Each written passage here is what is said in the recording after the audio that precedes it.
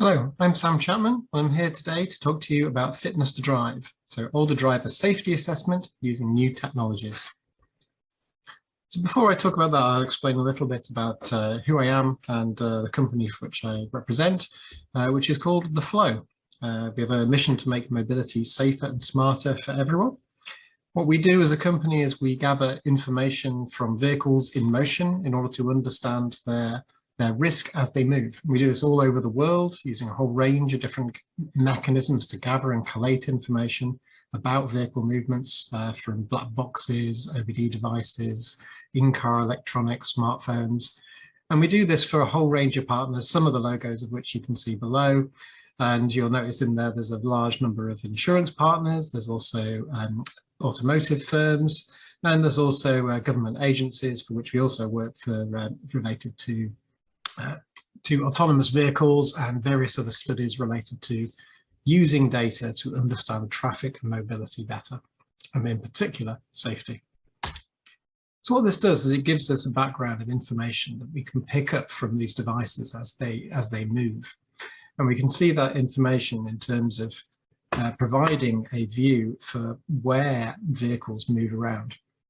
So we can see in this particular example a number of a particular crossing on the top left, whereby each of the vehicles going through this junction attract. We can use that to understand the behaviour, and that behaviour can be built up. Here's an example of Sheffield building up a picture of the speeds that get generated over the road network. That's calculating the 85th percentile, which is obviously a very important thing for safety. And of course, we do this across the entire country to create a complete map of the entire road network. We use this to try and generate aspects where we can understand people's behaviours being differentiated from these norms, to understand where there are differences in how people behave, so we can understand their safety. But that's not what I'm here to talk to you about today. What I'm here to talk to you about today is a particular problem, the problem of older drivers and road risk. And this problem is obviously a growing problem, and the UK has a growing ageing society. Over 12 million over 65s at the moment, and that's according to 2018 figures. It's actually higher than that now. But this population is exceedingly high, but also growing in terms of the numbers of people in that older age group in society. The projections you can see here obviously show the rates of growth, whereby in the 75 age range, 75 to 79, you can see that it's growing by 70% male and 65% female in the next 30 odd years. So you can see this growth is obviously going to create more older drivers on the road, and we need to work out what that means when it concerns safety. It's also another change is that more drivers or elderly people are undertaking driving. So the license holders that used to be quite low back in the 1970s, it was very rare that people did have a driving license. Now it's becoming normalized. The percentages are increasing year on year. In the last years alone, there's been an increase of like 6 or 7% in terms of 70-year-olds. So this rate of change is actually increasing again the number of older drivers. And it's not just older drivers just over the age of 60, but we're talking that does get into a higher age range as well, where there are also higher concerns for safety in increasing numbers. Now, why is this a problem? This is a problem because there is an increase of risk in this particular category. Now, here on this particular graph, you can see claims frequencies. You can see the claim amounts and the premium costs for UK policyholders by age. So if you look at this particular plot, you can see obviously with younger drivers having a higher average claim, you can see them having a higher premium because obviously they have to pay more to respect the level of risk that they actually cause on the road network, as well as that higher claims frequency. And obviously over time, as people get more experience, that tends to drop off. Once you go past the age of 65, it starts to reverse. That trend increases again, whereby the claim size of individual crashes starts to increase. The severity of incidents increases. The premium costs obviously go up for individuals, making it harder and more expensive for older drivers to maintain driving, which also means that there is a aspect whereby it may no longer be affordable for some individuals, making it an unfair ability to be able to maintain mobility. This premium cost, the increased claims and the claims frequency increase significantly. But not only that, this is in a time whereby collisions overall have fallen. So from 1990 to 2016, collisions have fallen by 48%. However, in the over 70s, despite this overwhelming trend of general improvements in road safety, collisions have raised by 5%. So this is actually an increase in road safety issues that it does need tackling. And this is even more astounding when you think that in the over 70s, the average mileage is less than 50% of the rest of the age group's average. This means that collisions per billion miles is significantly higher when in the over 80s than even younger drivers. So the risk and the cost of claims actually in the over 80s is actually more significant than younger drivers. So this problem comes about because age-related conditions impact how we drive. As we age, we develop conditions that make it less easy for us to maintain safe driving. And many of these are well known, so things like vision loss, and as you get through vision tests, you can have your license removed. The same thing with other conditions that will go through assessment and will get checked in terms of actually maintaining that independence of driving to try and balance the level of risk versus the value it is for maintaining older drivers' freedom and ability to move. Now, age-related conditions are fundamentally growing, and the worst one of these for a road safety point of view relates to mild cognitive impairment. Now, it's estimated that 16%, it's between 10 and 20, of the over 65s in the UK have mild cognitive impairment. This is somewhere between 1.2 and 2.4 million people. Now, 50% of these individuals go on to develop dementia, so this is significant numbers, and these numbers are rising. They have been rising significantly for a long time, and they're expected to increase further, doubling by the year 2050. Now, driving is a key part of maintaining independence, but how do we assess that who is fit to drive when people have conditions that will affect their driving? Driving with MCI is a cognitive demanding process. With mild cognitive impairment, there are a multitude of factors that affect people's ability to drive. So you get motor impairment, drug side effects, impaired visual spatial orientation, and a certain degree of delayed responsiveness when it comes to unknown situations. Now, the current approaches to assess this, I'm just going to give a quick review of what happens at the moment and then talk about new technologies and how this may fit into this environment. So the current approaches at the moment are that drivers, when they reach a particular age, may have differing ways whereby their driving is assessed or their driving is stopped. Now, some drivers simply stop driving. They reach a period in their life where they don't feel comfortable anymore, or they decide that they no longer want to keep driving, and they simply stop without any particular referral at all. And that's obviously going to be something that continues. However, most driving losses relate to referrals. Referrals actually get information sent in from clinical professionals that you then use to examine the effectiveness of someone's ability to drive.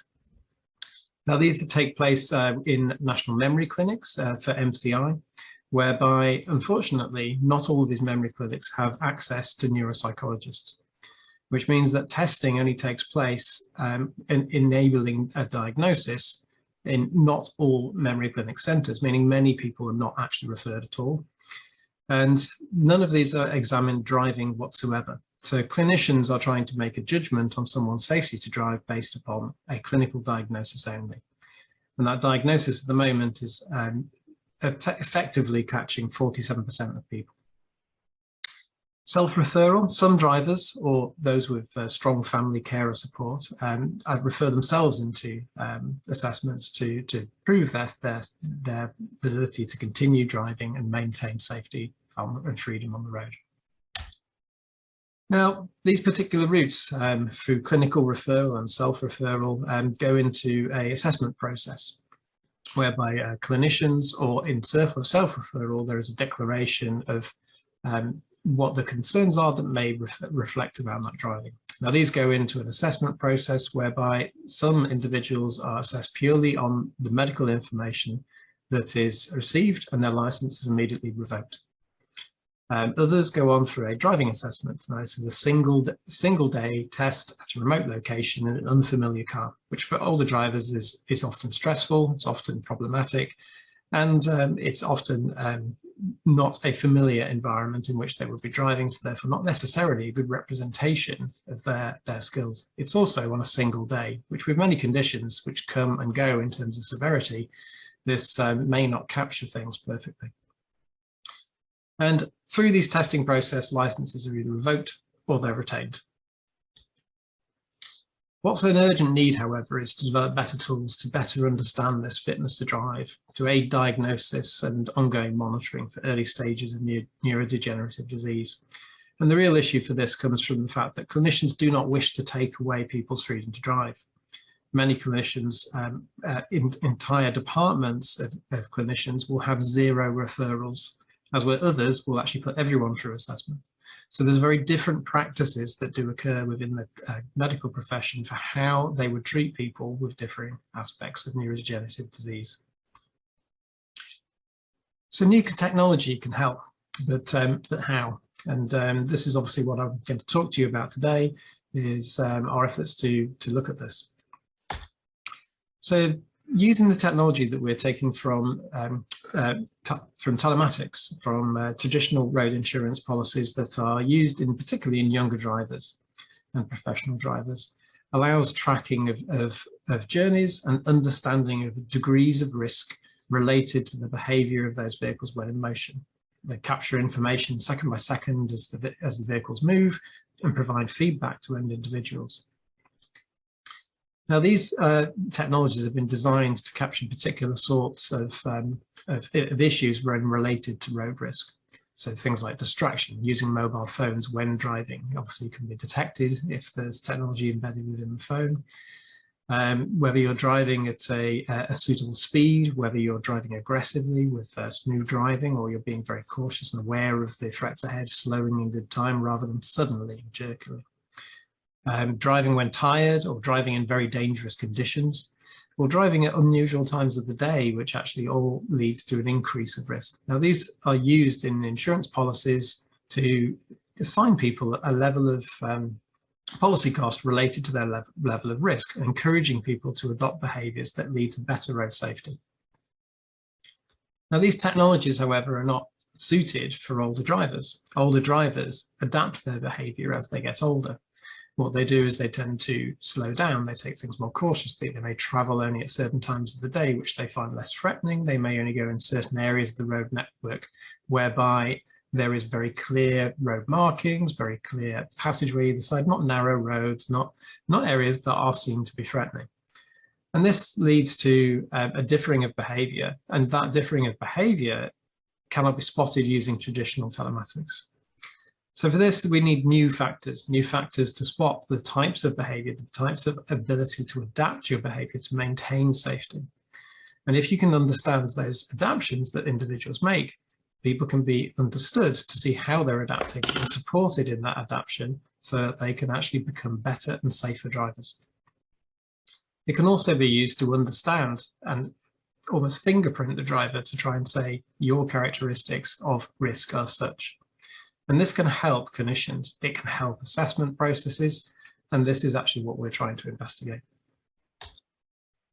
So new technology, first of all, we should be very clear, we're not seeking to replace current approaches, we're trying to enable and support change. Clinical assessments are still required, particularly in older drivers. Most of the reasons why people start to lose their ability to drive are related to medical conditions. Clinical conditions require expert review and cannot be supported via telematics. but they can be supported by telematics with new data. They can be helped and assisted with an evidence that otherwise wouldn't be there. Currently, clinicians are assessing people without any insight into how people behave on the road or drive, therefore unable to understand the level of threat or the level of risk that an individual may have from their current clinical state. So how does the clinician make an assessment from the data that they have available? They have no information related to driving. This new technology can help provide some extra information that allows clinicians to make more informed judgments about who to refer, to help that process in terms of actually making sure the right people are referred so that we use and optimize the resources of assessment centres in a more efficient manner. And driving tests are, of course, still required. There will be individuals whereby the clinician thinks, well, they could be safe to drive, but they really need testing. There is still that need to put them through a testing process. And this allows an approach of triage, enabling to be able to test those who need testing when they need testing, using technology to optimize how that process works. There's also the potential in this, which is currently under development in an advanced state, is the creation of biomarkers, whereby from the way that people are driving, they can actually be used as a predictive aid to help clinicians actually predict and understand the progression or diagnosis of neurodegenerative conditions. Driving in itself is a very cognitive intense task.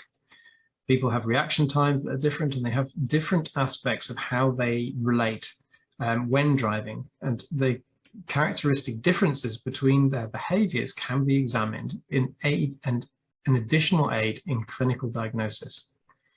And this allows, just from the aspects of how people drive, to predict and understand the potential for aiding clinicians. So how are we doing all this and what are we doing? I'll just tell you a little bit about our older driver investigations. We have a number of projects in this area, and the two main ones are these, which is a Digital Health Catalyst Award, which is a US National Academy of Medicine award, which is to understand older driver behavior. Now, older driver behavior has not been well studied in naturalistic driving studies to understand the fine-grained details of actually how people behave on the road and what that driving behavior is. Now, this is an early stage proof of concept only, but it is a medical trial, one of the world's first and globally unique in combination of telematics in medical behavior of individuals in order to understand degrees of risk. Now, this is a small trial, but and it's soon to end. It is finishing in early next year, and this is a thing that we wish to take much further. It's had so promising results that has resulted in further applications and a specific support coming from, very generously, the Road Safety Trust, who was awarded a project called Fit to Drive.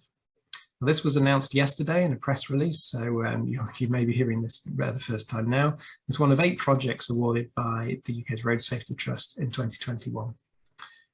Now, this is expanding the work from our first trial to a mid-stage real-world trial, and again, medically linked, but using in particular the driving assessment centres with direct deployment and testing of this technology. I'll tell you a little bit more about these. The Digital Health Catalyst Award has been delivered in the UK under ESRC funding, and is not just the Floow. Of course, we can't deliver this ourselves. We are very good at understanding vehicle movements, but this is a clinical project. We are working directly with the NHS teaching hospitals, memory clinics, neuropsychology departments, university aspects and researchers, as well as stakeholder studies that are a big part of this work to understand the use of new technologies as a device to be able to track and understand older drivers. Now, this work is obviously looking at the early stage potential for this and looking at new predictive risk factors for use in fitness to drive assessments.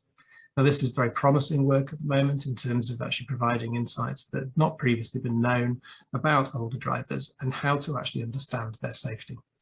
If we can understand it, there is an ability to be able to triage that safety through medical interventions, better assessment tools to maintain safer drivers on the road for longer. The other main project we're working on is the Road Safety Trust Award, obviously announced yesterday, so it's just getting going. Now, this is a charity grant which is taking further the concepts of this and bringing in a new partner, Driving Mobility. Now, Driving Mobility run the test centres for older drivers across the country. Now, we are deploying and testing this technology centred around the South Yorkshire region, but extending beyond that with a large number of drivers that will be tested.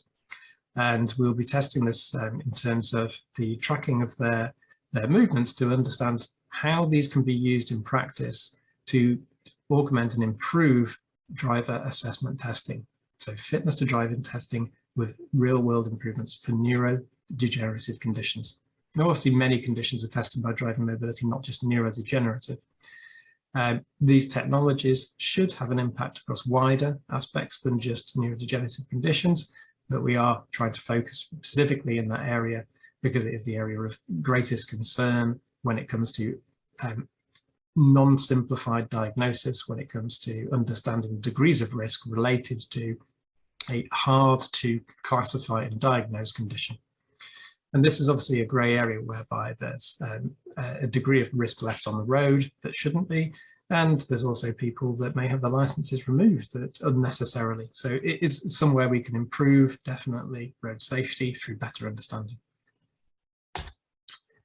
So this work is, across these projects is trying to enable new technologies that for not just for understanding, assessing. This is to fit in with the needs of older drivers, clinicians, regulators, carers, and family members. And this follows a strong stakeholder process and co-design approach to form effective capabilities, helping to improve fitness to drive assessments. This includes clinical reviews for road user safety, so that clinicians can make better understanding, and older drivers themselves so they can improve their awareness and actual education of actually how to adapt their behaviour to remain safer drivers for longer. Now, many education courses exist around the country that take some drivers through processes to try and encourage safer driving for longer and how to adapt and change your behaviour. Hampshire is a good example of this type of practice. However, these programs do not run everywhere across the country. Many of them have a cost, which actually many people do not know or pay for. So this does lead to an issue when it comes to older driver feedback. So we are also investigating how to feedback directly to older drivers about their driving so that they can understand themselves a lot better about their own safety and work out how they need to adapt or change their behaviours in order to maintain safer driving. This is working with a whole range of project stakeholders, particularly DVLA, Department of Transport, but insurers, working with the various older driver kind of community groups and researchers, as well as the NHS, and but most importantly, with older drivers, clinicians and carers to build a solution that works for them. So the way that this is being undertaken is to have a whole range of expert groups within regulatory and industry stakeholders, and this includes geriatricians, neurologists, road safety leadership organisations, regulators, gerontologists, and so on, in terms of actually the impact around this community. What we want to do is we want to install technology that helps and is not pervasive and does not do the wrong thing, but is just used at this point of assessment around the traditional testing approaches in order to improve that system. We are having a control group of healthy older adults aged over 65 that are also being assessed on the same clinical aspects as those that are definitely with mild cognitive impairment, so we can detect the difference, as well as adults with mild cognitive impairment and their carers and family members that are also involved as part of the study to understand their relationship to driving to maintain safety. So there is a strong involvement and stakeholder activity around these that's engaging these patients in terms of actually how to create a solution that works for them, that's acceptable. This works by gathering data. So there is, for the participants involved, there is cognitive testing using a whole series of medical assessment scores. I won't go into detail, but there's Cantab Battery, Lawton, Peterson scale, and so on, that will assess the aspects of the drivers in terms of the clinical diagnosis of the severity of their condition as it has progressed at particular points throughout the study. We'll also be taking into account a whole series of participants' own views on their driving and care partners' views on their driving, as well as in the new study, will be everyone that will be going through driving mobility's full testing and review in the standard approach, whereby they would undertake their testing. We'll be seeing driving before that, during that testing, and around it, so that we can understand their generalized safety. With the on-road driving monitoring, all users will have a device fitted into their vehicle in order to track their generalized driving behavior. For those that have them, not necessarily all, but for those that have smartphones, there will be the provision also of a smartphone app, which will also gather behavior as well, to evaluate how this technology could be deployed in the future at the lowest cost to provide the best benefit to road safety. This will enable a collection of longitude driving data, looking at new risk factors, and understand how driving is undertaken in the healthy elderly and those with mild cognitive impairment. We create an evidential data for aiding assessments and clinical reviews, and also create aspects related to understanding biomarkers for clinical diagnosis and progression. And all of these aspects will create new values that will allow us to analyze and understand the predictive value of this new evidence. What that does is it will give us some expected outputs that we are thinking will have a strong benefit to wider road safety. First of all, which has already been undertaken, is extended stakeholder analysis to inform the solutions for future road safety mitigations, and this has undertaken the aspects of consultation with wider regulators as well as the drivers themselves. And there will be a number of academic papers published about this that you may see in the next 6 months or so, depending on the publishing timeline. As well as this, we're also collecting a body of data which will allow us to analyse and understand the driving behaviour of older drivers, which will allow further ongoing analysis and research, which will also support medical aspects. And this will enable the development of new tools supporting fitness to drive assessment. Now, these are already underway, and we already have clear differentiated data between different factors, but we do need to prove it in this longer study that we're undertaking now with the Road Safety Trust over a longer period of time to assign the true value of this into fitting into a solution. We'll also be producing prototype biomarkers. Now, these have the potential of enabling clinicians to make better decisions at the point of their diagnosis that may even extend beyond fitness to drive. But these will enable clinicians to make better decisions about who to refer and why. That's not just going to be subjectively based on what someone tells them in a meeting. It's actually going to give an evidential base that's going to make an informed decision based upon how people are actually behaving in the real world with longitudinal monitoring of a cognitive task, which is driving. And the design and development of new prototype platforms for visualizing this data, which will be enabled for clinicians, and this is planned work. There's also some PhD roles that have been created around this as well in the same area that is going to expand this particular aspect of work. And for all the drivers to allow their feedback and adjust their behavior and understand where that can actually have a positive benefit. Now, we have to be very careful here because feeding back information to drivers can lead to counterproductive effects. So, for example, in younger drivers, if you feed back information about how well they're doing, they may well then start driving worse. So you do have to be very careful with the type of feedback that you give back. But with older drivers, this is likely to take the form of assisted information to try and advise how they could adjust their behavior to increase their safety and still maintain their mobility. Now, this is obviously has great promise again to have the potential to allow large-scale delivery of education to drivers using digital means, which has the ability to adjust road safety for the better. And these are expected outputs of the project. Now, obviously, some of this is work that is ongoing and still will be going on for a long time, but we did want to make it clear that we're working quite strongly in this area in terms of a globally unique project with medical assessments around telematics, naturalistic driving, understanding of those and their behavior aspects and differences between those that are at higher risk versus those that are not. And this should lead to new road safety outputs. This should have some benefits for older drivers, both in MCI and otherwise, and it will also offer wider coverage and ability to triage for deeper assessments, adding to the current testing processes. It should also provide some insights that should help medical research in terms of providing evidential data that's not currently available, that may need to lead to new ways to understand various conditions.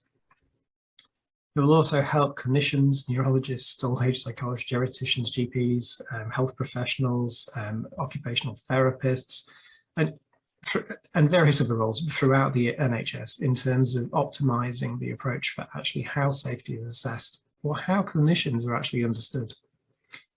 This will help society as well in terms of enabling means to enable more older drivers to remain driving for longer, safer.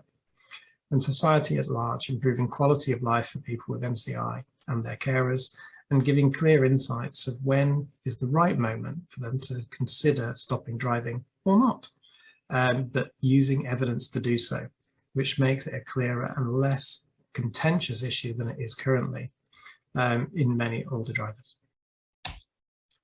For further questions about this work, please do get in touch. My details are above if you wish to do so, and I'll be available to answer any particular questions that anyone may have. Thank you very much for listening. I hope this has been of interest.